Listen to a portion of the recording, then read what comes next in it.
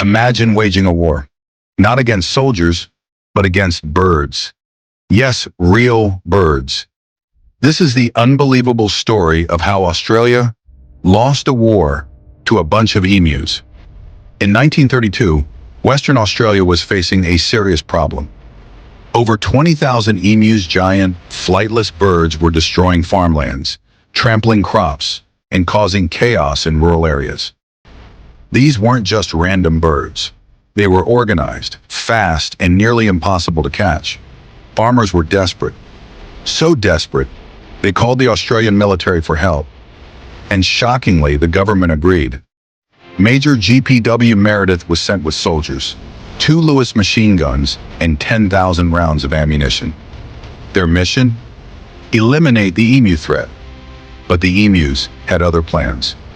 When the soldiers opened fire, the emus split into small, fast-moving groups. They were too quick for the bulky guns. Even at point-blank range, the emus would dodge bullets like ninjas in feathers. In one report, 2,500 rounds were fired in a single day, and only a handful of emus were taken down. It was chaos.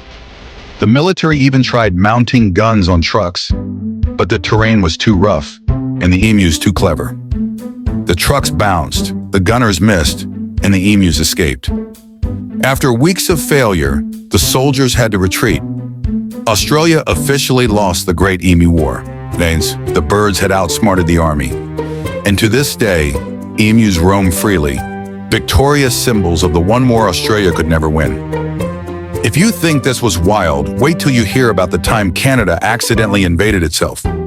Subscribe now and join us as we uncover the strangest stories history tried to hide.